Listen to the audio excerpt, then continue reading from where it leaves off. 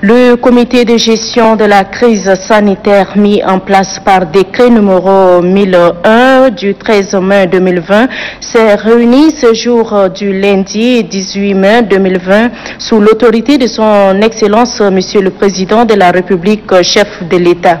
Cette première réunion du comité a été intégralement consacrée à l'appréciation de la situation sanitaire liée à la pandémie de Covid-19 qui sévit dans le monde et à laquelle notre pays n'échappe pas.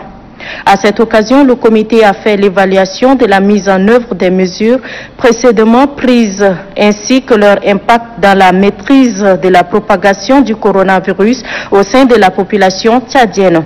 Le comité a regretté que les mesures restrictives et les gestes barrières ne sont pas scrupuleusement respectés par certains citoyens, contribuant ainsi à l'accélération de la circulation du virus. Le comité rappelle que la discipline et le civisme des citoyens est l'unique moyen de barrer la route au coronavirus. Il en appelle à la responsabilité de tout un chacun. En raison du nombre chaque jour croissant des cas confirmés du Covid-19, le chef de l'État a instruit de revoir le dispositif de lutte contre le coronavirus et à renforcer les mesures destinées à l'éradication de cette pandémie. À l'issue de cette première réunion et conformément aux orientations du chef de l'État, les mesures additionnelles ci-dessous sont décidées et seront incessamment mises en œuvre. Il s'agit de la mise en place d'une coordination nationale de riposte sanitaire pilotée par les scientifiques et consacrée à la lutte opérationnelle contre le Covid-19.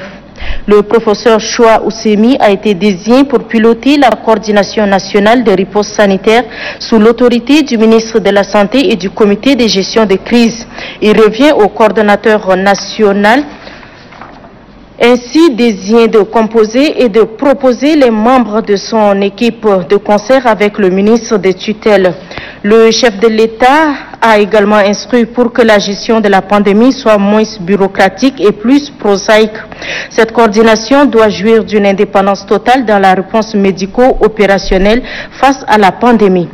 2. La prise en compte du Tchad profond dans la stratégie de riposte sanitaire avec la mise en place des coordinations provinciales de riposte sanitaire dirigées par d'éminents spécialistes dans chaque province.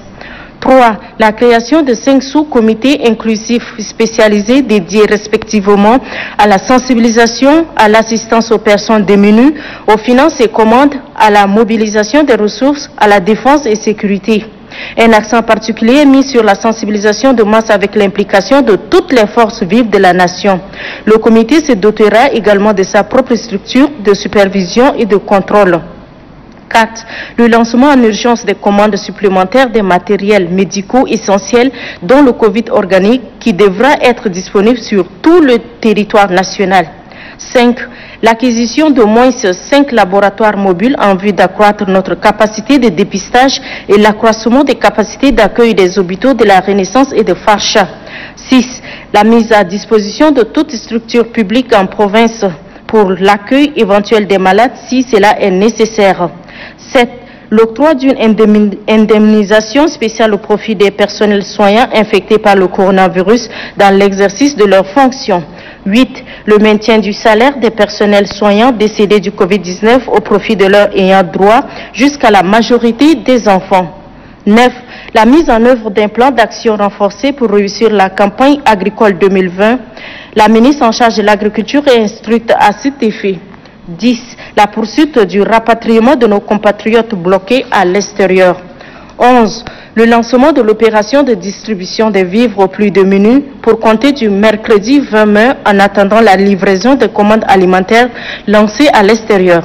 12. La distribution désormais gratuite des masques déjà en stock et ceux des commandes à venir. 13. L'adaptation progressive des mesures décidées à l'évolution de la pandémie et aux contraintes économiques et sociales. Le comité se réunira autant de fois que nécessaire pour adapter les mesures à l'évolution de la situation. Par ailleurs, le comité invite les Tchadiens à la cohésion, à la solidarité et au dépassement des clivages de toutes sortes pour affronter cette pandémie. En effet, le comité insiste une nouvelle fois sur l'impératif vital et l'obligation citoyenne de tout un chacun à respecter individuellement les mesures prises pour la protection de tous. La lutte contre le coronavirus passe par le respect des mesures barrières. Pour le comité de gestion de crise sanitaire, le directeur de cabinet civil du chef de l'État, Dr Abdoulaye Sabour Fadoul.